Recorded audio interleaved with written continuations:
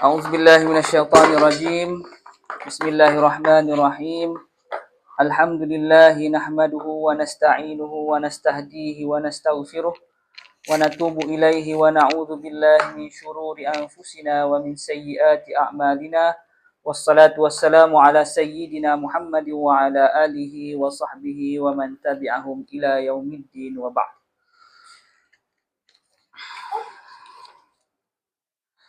Rabbi syrah li sadri wa yassir li amri wahlul 'uqdatam min lisani yafqahu qawli. Qala Rasulullah sallallahu alaihi wasallam, innallaha la yanzur ila suwarikum wa amwalikum walakin yanzur ila qulubikum wa a'malikum. Sungguhnya Allah tidak melihat kepada rupa parasmu dan hartamu, tetapi Allah melihat kepada hatimu dan amalanmu. A'udzubillahi minasyaitonirrajim. Yauma la yanfa'u malun wala banun illa man atallaha biqalbin salim. Surah Syu'ara ayat 88 hingga 89. Firman Allah Subhanahu wa taala, hari di mana tidak berguna harta dan anak pinak kecuali mereka yang bertemu Allah dengan hati yang sejahtera. Sabda Nabi Muhammad sallallahu alaihi wasallam, "May yuridillahu bihi khairan yufaqihu fid din." Sesungguhnya Allah bila menginginkan kebaikan bagi seseorang, Allah akan bagi dia faham tentang agama dia. Ya, kita teruskan pengajian menggunakan kitab. Apa nama kitab kita?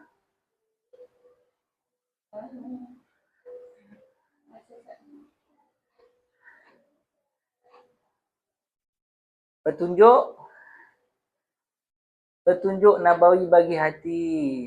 Dah masuk minggu yang kelima. Alhamdulillah, Allah bagi kita peluang untuk menuntut ilmu. Ini orang cakap apa?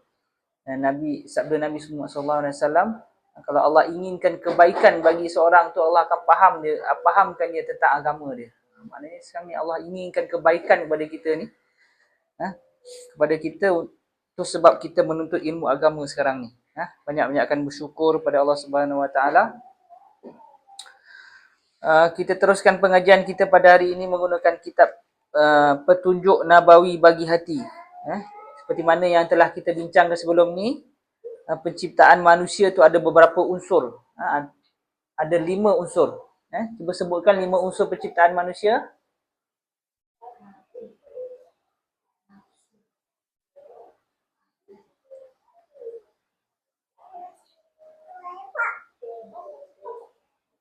Lagi 2 lagi.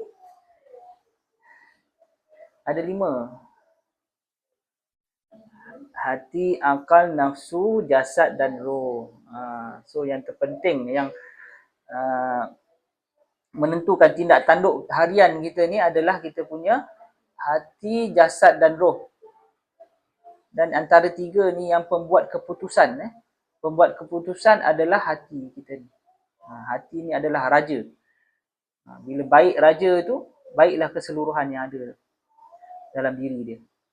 Bila jahat raja tu, jahatlah segala apa yang ada dalam ni, walaupun penasihat dia dah bagi nasihat yang macam-macam. Akal fikiran dia dah ada maklumat-maklumat yang baik, yang menentu, yang memberi kata, yang orang cakap apa, memberi maklumat lah tentang sesuatu tindakan tu.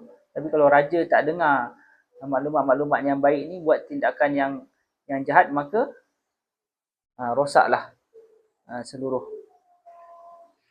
diri manusia itu.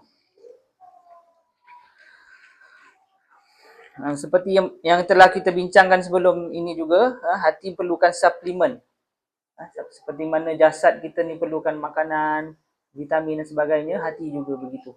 Antara suplemen hati adalah jaga solat, solat yang wajib-wajib, solat, puasa, zakat dan sebagainya. Juga amalan-amalan sunat, sembahyang sunat, solat sunat, puasa sunat, Selain daripada penjagaan ataupun suplemen, hati juga perlu dijauhkan daripada perkara-perkara yang merosakkan hati. Okey, cuba sebutkan perkara-perkara yang boleh merosakkan. Makan banyak. Tidur banyak.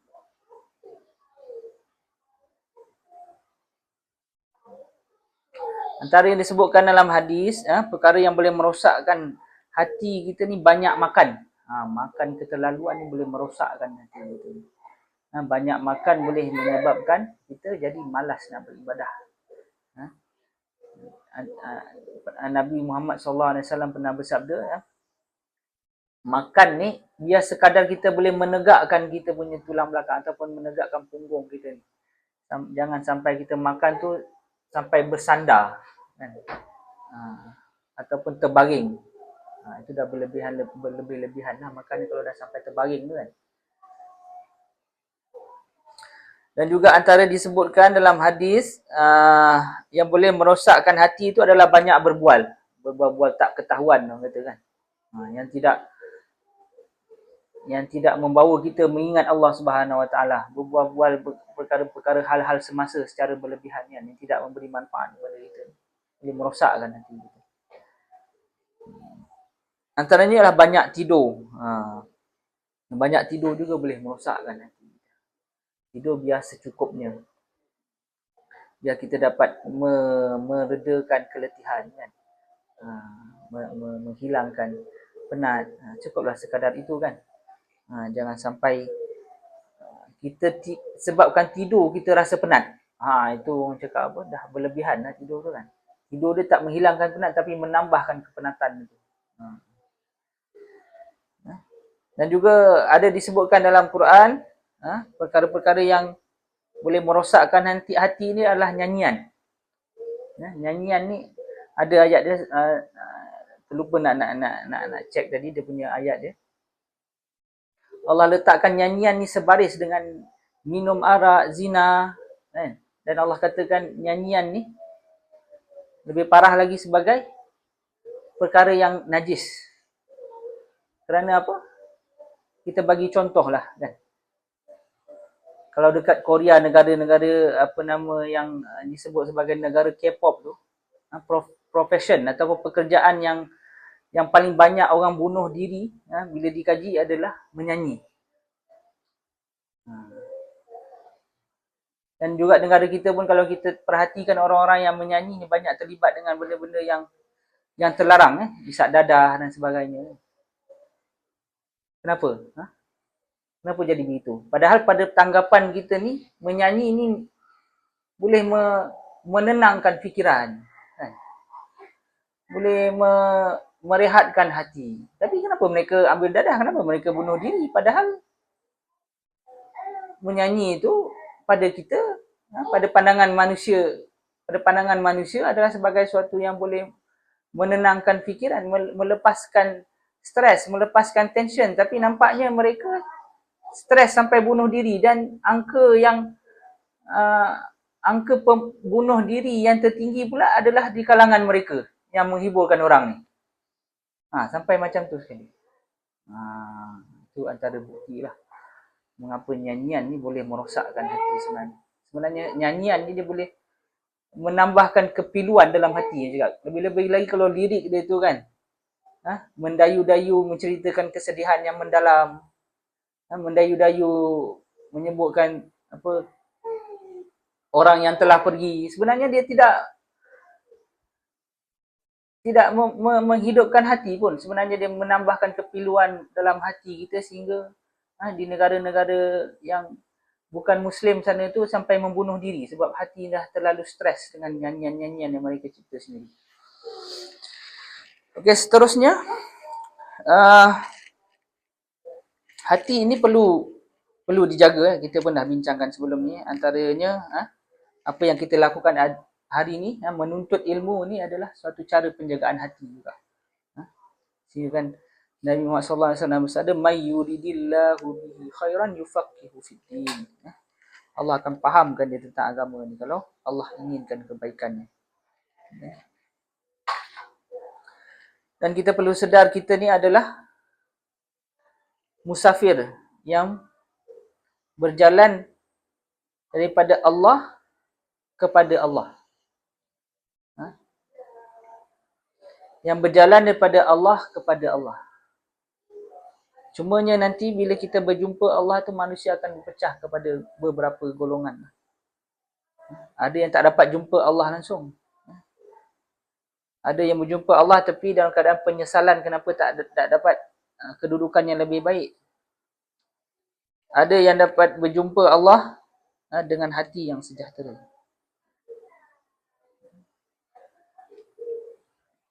So, buku yang kita ataupun kitab yang kita baca pada hari ini adalah dia menunjukkan kepada kita cara untuk kita berjumpa dengan Allah dengan hati yang sejahtera ini. Kerana apa? Allah dah sebutkan nanti orang yang berjumpa dengannya dengan hati yang sejahtera sahajalah yang akan dapat memasuki syurganya. Sebab itu mengapa dikatakan kalau Allah berikan kita ni ilmu, fahamkan kita tentang agama kita ni, Allah sedang memberi kebaikan kepada kita. Sebab apa? Contohnya lah seorang musafir kan. Dia nak menuju kepada suatu tempat tu. Kalau dia tak ada ilmu perjalanan ke sana ataupun tak tahu pandu arah dia, macam mana dia nak sampai ke sana, betul? So dalam permusafiran kita ni, ilmu agama itu adalah penyuluh jalan kita ni. Ilmu-ilmu agama itu adalah terdapat dalam Al-Quran dan hadis. Sebab itu mengapa dikatakan bila Allah nak inginkan kebaikan kepadanya tu, Allah bagi dia panduan untuk menuju kepada dia. May yuridillahu bihi khairan yufaqihu fiddin. Allah akan tunjukkan dia suluh jalan dia dengan agama supaya dia dapat kembali kepadanya dalam keadaan hati yang sejahtera. Okey, kita telah pun memasuki bab yang ketiga. Bab yang ketiga ni tajuknya adalah perbandingan dunia dan akhirat. Firman Allah Subhanahu wa taala, "Ya'lamu annamal hayatud dunya la'ibun wa lahwun wa zinatun wa tafakhurun bainakum wa takathurun fil amwali wal aulad. Kamathali ghaisin a'jabal kuffara nabatuhu thumma yahiju fatarahu musfarran thumma yakunu hutama. وفي الآخرة عذاب شديد ومغفرة من الله ورضوان وما الحياة الدنيا إلا متاع الغرور." Maksudnya bahawa kehidupan dunia itu hanyalah permainan dan suatu yang melalaikan, perhiasan dan bermegah-megah antara kamu serta berbangga-banggaan tentang banyaknya harta dan anak, seperti hujan yang tanamannya mengagumkan para penanamnya.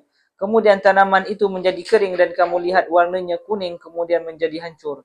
Dan di akhirat nanti ada azab yang keras dan keampunan dari Allah serta keridhaannya, dan kehidupan dunia ini tidak lain hanyalah kesenangan yang menipu. Sahal meriwayatkan katanya, aku mendengar Nabi SAW bersabda seperti dalam hadis berikut. Abdul Aziz ibn Abi Hazim an abihi an Sahlin qal sami'tu an-nabiyya sallallahu alaihi wasallam yaqul mawdi'u sautin fil jannati khairum minad dunya wa ma fiha wa la ghadwatun fi sabilillahi aw rawhatun khairum minad dunya wa ma fiha. Tempat letak cambuk dalam syurga tu lebih baik daripada dunia dan apa ada di dalamnya. Berpagi-pagi atau berpetang-petang pada jalan Allah lebih baik daripada dunia dan apa yang ada di dalamnya. Sesungguhnya dunia adalah ujian seperti mana telah kami sebutkan sebelum ini, dan setiap ujian akan berputar pada satu titik di mana manusia tidak mampu mengumpulkan antara dunia dan akhirat sekaligus. Mahu tidak mahu ia harus memilih salah satu daripadanya. Sekiranya tidak berlaku pertembungan pada satu-satu perkara antara dunia dan akhirat, maka tidaklah berlaku ujian. Kerana ujian itu berlaku ketika wujud pertembungan kepentingan antara dua pihak. Dah seperti yang dah diterangkan sebelum ni, dunia itu adalah tempat ujian. Dunia itu dipanggil Darul Bala. Darul Bala, negeri ujian. Sejak daripada kita lahir daripada perut ibu kita ni, sampailah ke saat kematian kita, ianya adalah suatu tempoh masa yang penuh dengan ujian. Dan juga ujian tu seperti mana ujian yang kita ambil di sekolah kan. Dia ada pilihan A, B, C, D dan E kan. Kita kena pilih lah mana satu. Seperti mana ujian di dunia ni, dia ada pertembungan. Kita kena perlu pilih antara dunia ataupun akhirat. Dia punya pilihan dia dua je. Kalau dekat sekolah tu, dekat dalam kertas peperiksaan kita ada A, B, C, D, E sampai E. Ada 5. Tapi kalau dekat ujian dekat kita kat dunia ni, dia pilihan dia dua je. Dunia ke akhirat ke? Setiap kali kita diuji kan, macam contohnya, apa ujian kita?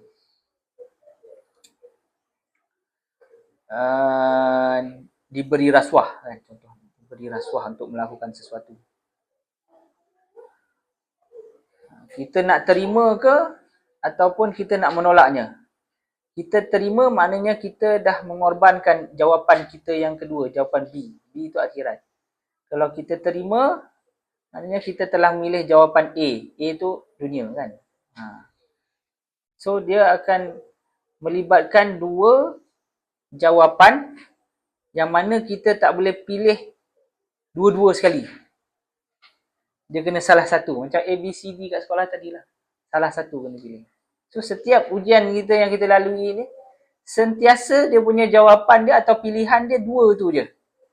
Nak dunia ke akhirat ke? Dia tak akan ada kita pilih dunia dan akhirat. Tak ada. Dia ada dua je.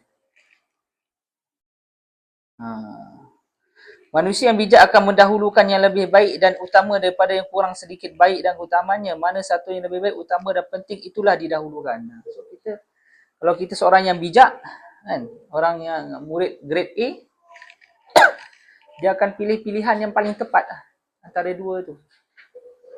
Sentiasa pertimbangan kita ni nak pilih akhirat ke nak pilih dunia. Akhirat ke dunia. Bila berlaku pertembungan tu, kita kena pilih, sebagai seorang yang bijak, kena pilih akhirat dulu lah. Kan?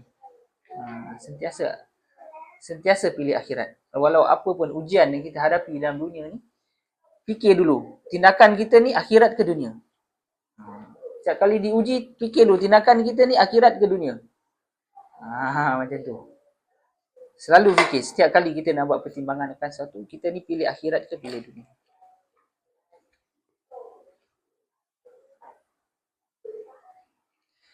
Sekiranya dunia ini nilainya sama dengan 50% umpamanya dan akhirat pula 50%, maka masing-masing akan diberi tumpuan usaha mengikut kadar dinilainya, iaitu 50% untuk dunia dan 50% untuk akhirat. Dan jika dunia ini sama dengan 20%, maka ia akan bekerja 20% untuk dunia dan untuk akhirat pula 80%. Dan begitulah seterusnya. Justru berapakah nilai dunia berbanding dengan akhirat?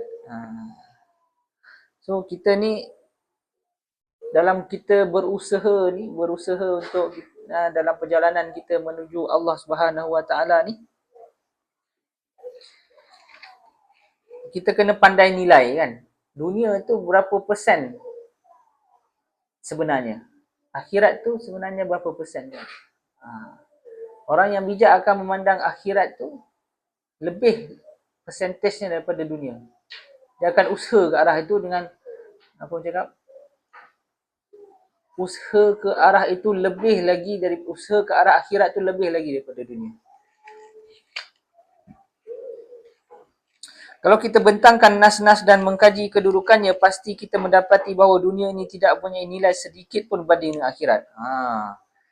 Bila ulama-ulama kaji, sebenarnya dunia ni tak ada nilai sikit pun. Itu apa hasil kajian mereka lah. Al-Imam Bukhari menjelaskan hal ini dengan ayat-ayat Quran dan hadis.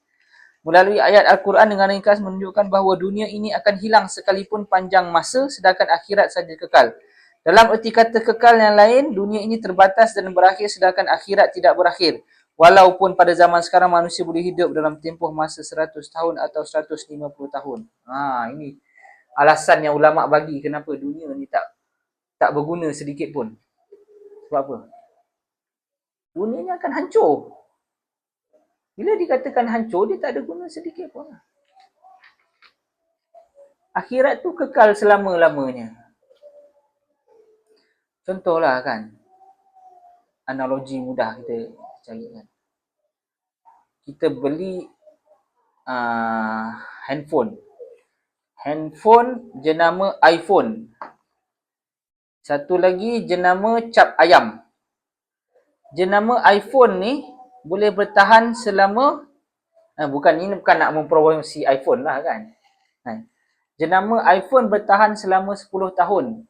Jenama cap ayam bertahan 8 bulan. Kita pilih yang mana? Kita berusaha nak beli yang mana? Takkan nak beli cap ayam kan. Cap ayam 8 bulan dia dah habis. Penat kerja, mengumpul duit, pakai kejap dah. Nak kena beli baru lagi kan. Berulang-ulang kali. Nak pergi membeli tu pun satu hal penat. Begitulah dunia jika dibandingkan akhirat. Tapi bandingan tu lebih lagi lah. Akhirat ni dia selama-lamanya. Dunia akan hancur tak lama lagi. Walaupun kita hidup mungkinlah hidup sampai 100 tahun kan. Macam kita punya mantan PM dah 99 tahun lah umur dia. Kan? Tapi dunia ni akan berakhir. Mana kalau dah berakhir akan hancur, tak ada guna lah. Apa guna dunia benda yang akan hancur. Kan? Itu alasan yang diberikan oleh ulama berdasarkan apa kajian mereka dalam Al-Quran dan hadis. Katakanlah bahawa ia hidup dalam tempoh masa itu dengan penuh kebahagiaan. Patut diingat bahawa kebahagiaan yang sejati tidak wujud di dunia ini. Semua yang ada yang dikatakan bahagia itu adalah bersifat relatif. Adapun kebahagiaan sebenarnya tidak wujud sama sekali dalam dunia ini. Macam tu sekali ulama kata. Kebahagiaan tu sebenarnya bukan di dunia ni. Kebahagiaan dunia ni tak wujud sama sekali. Kebahagiaan yang hakiki. Hakiki yang kata apa yang sebenar. Yang sebenar itu adalah kebahagiaan ketika berada di akhirat sana nanti. Seorang mukmin akan hidup di akhirat tanpa kematian. Ia sungguhnya kehidupan yang tidak berakhir lagi. Justru itu ia hidup penuh kebahagiaan yang sejati dan abadi. Akhirat nanti kita tak akan mati dah. Macam dunia ni tak lama lagi nak mati. Kebahagiaan apa dunia ni kan? Kebahagiaan yang akan sirna. Kebahagiaan yang sejati itu akhirat sana, kekal abadi. Kita tak akan mati dah. Itulah kebahagiaan yang sebenar. Kebahagiaan yang berkekalan. Oleh itu apa artinya nilai 100 tahun umpamanya berbanding dengan masa yang tidak ada akhirnya. Okey. Para pakar matematik berkata bahawa nilainya kosong. Jadi nilai dunia berbanding dengan akhirat adalah kosong. Oleh itu tidak patut bekerja sebagai matlamat kecuali kosong. Apa pendapat saudara pada orang bekerja sepenuh tenaga dan masanya, rebah bangun semata-mata kerana kosong dan meninggalkan sesuatu yang tidak berakhir? Dengan demikian tidak patut sama sekali dunia didahulukan daripada akhirat. Okey.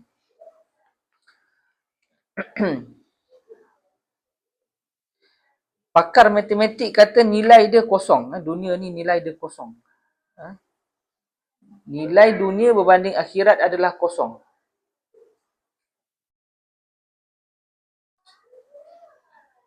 Oleh itu ia tidak patut bekerja sebagai matlamat kecuali kosong. Dunia ni kosong. Kalau kita bekerja sebagai matlamat apa dunia ni kosong sebenarnya. Kita akan mati.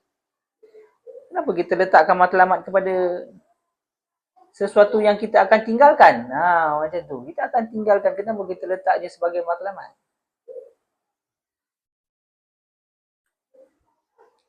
Inilah apa yang dimasukkan oleh Nabi SAW.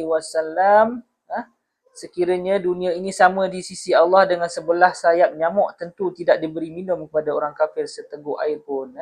An Sahl bin Sa'din qala Rasulullah sallallahu alaihi wasallam, "Law kanatid dunya ta'dilu 'inda Allah janaha ba'udah, ma saqa kafiran minha syarbata ma." Nabi bersabda, kalau dunia ni ada nilai seumpama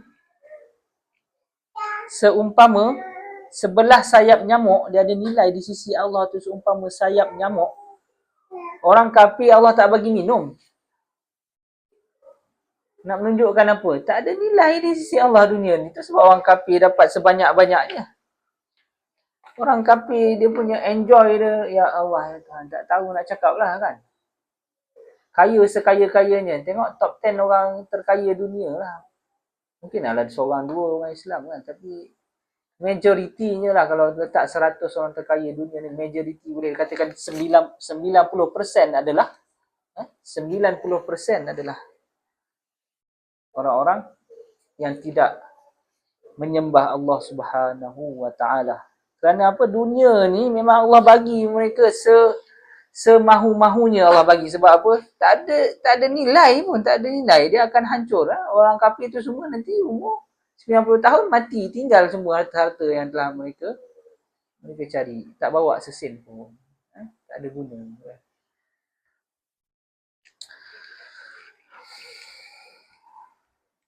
Apabila ia tidak sama dengan sebelah sayap nyamuk, maka tentulah ia tidak punya nilai sedikit pun, kan?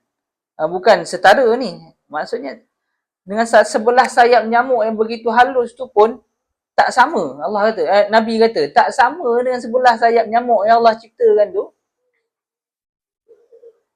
Nabi kata tak sama, maknanya tak ada nilai sedikit pun. Firman Allah Subhanahu wa taala, "Qul mata'ud dunya qalil." Yang bermaksud, katakanlah kesenangan dunia hanya sedikit. Ini dilihat dari segi zatnya, bukan sebagai perbandingan dengan akhirat yang tiada terbatas. Tapi sekiranya dibandingkan dengan akhirat, maka ia tidak punya nilai sedikit pun. Kalau dari segi zat itu, sedikit lah Allah kata. Tapi kalau dibanding dengan akhirat, tak sebanding. Tak ada nilai sedikit pun. Sebab apa? Benda yang hancur dengan benda yang kekal. Benda yang akan ditinggalkan, benda yang kekal abadi. Mestilah benda yang hancur tu dah tak ada nilai. Kan? Benda yang akan hancur tak ada nilai. Apa lagi analogi kita nak buat? Kita boleh letakkan, kan? Macam tadi iPhone dengan handphone cap ayam.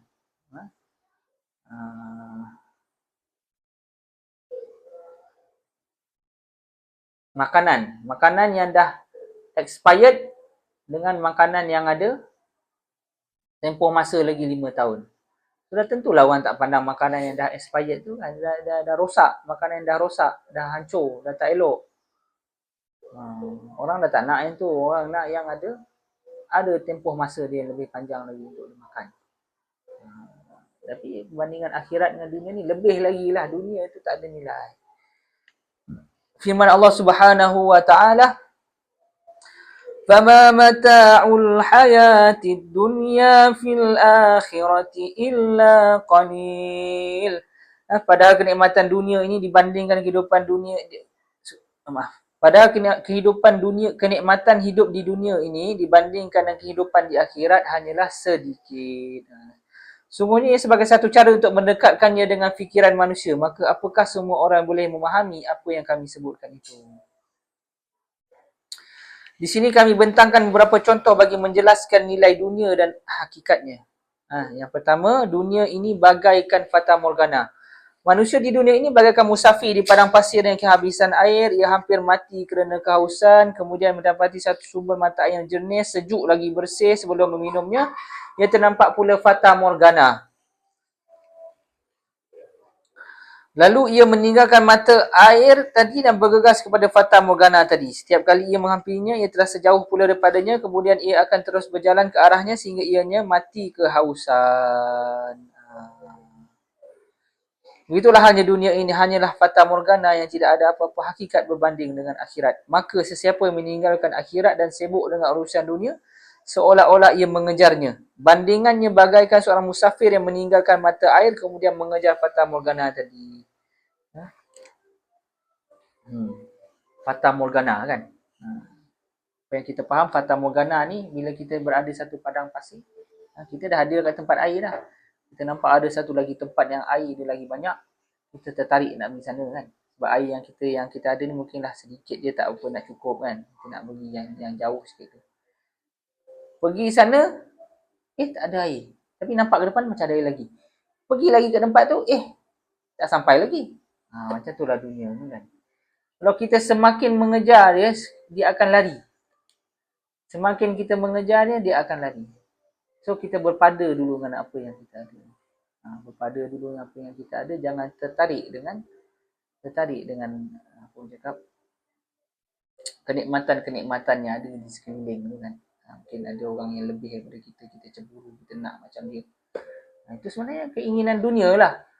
Kita cuba kejar dia. Bila kita cuba kejar dia, yang kejar tak dapat, yang dikendong berciciran. Macam tu. Kan? Dunia ni makin dikejar, dia akan makin menghilang pergi. Firman Allah Subhanahu wa ta'ala, "A'udzubillahi minasyaitonirrajim. Wallazina kafaru a'maluhum kasarabim بقيعة يحسبه الظمآن ماء حتى إذا جاءه لم يجده شيئا ووجد الله عنده فوفاه حسابه والله سريع الحساب. Maksudnya, dan orang-orang yang kafir, amalan-amalan mereka adalah laksana fata morgana di tanah yang datar, yang disangka air oleh orang-orang yang dahaga, tetapi bila didatangi air itu, dia tidak mendapatinya sesuatu apapun, dan didapatinya ketetapan Allah di sisinya, lalu Allah memberikan kepadanya perhitungan amal-amalan dengan cukup, dan Allah adalah amat cepat perhitungannya. Ini nak cakap, antara lain ayat ni menjelaskan orang kafir itu walaupun buat baik dia macam fata morgana. Tak ada manfaat untuk mereka sedikit pun. Sebab apa? Mereka tidak beriman kepada Allah Subhanahu Wa Taala. Buat baik, ada juga yang baik yang buat baik kan, tapi ibarat fata morgana lah.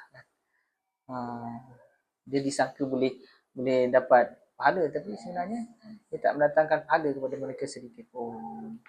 Okay. Kita sambung sikit lagi Boleh sambung sikit lagi. Dunia ini bagaikan mimpi. Manusia semasa bermimpi ia nampak perkara-perkara yang luar biasa. Ia berlaku biasanya daripada apa yang difikirkannya semasa dia jaga atau sedar. Memang dia percaya bahawa setiap apa yang dilihatnya itu benar-benar berlaku, padahal dia tidak tahu bahawa semua apa yang dilihatnya itu khayalan belaka. Tidak mungkin menjadi kenyataan. Hakikatnya ini tidak akan terbongkar melainkan setelah dia jaga daripada tidur. Manusia di dunia ini pula menyangka bahawa apa sahaja yang dikumpulkannya itu punya nilai dan harga. Dia tidak sedar bahawa semua itu adalah abu, sesuatu yang akan hilang. Ia sebenarnya tiada nilai melainkan setelah ia mati dan keluar dari dunia ini. Ketika itu dia akan jaga dan sedar dari kelalaiannya bila berhadapan dengan hakikat. Pada ketika itu ia akan merasakan bahawa cita-citanya tidak kesampaian dan usahanya sia-sia. Jadi manusia ini dalam keadaan tidur, apabila mereka mati barulah masing-masing sedar. Macam tu. Terangkan.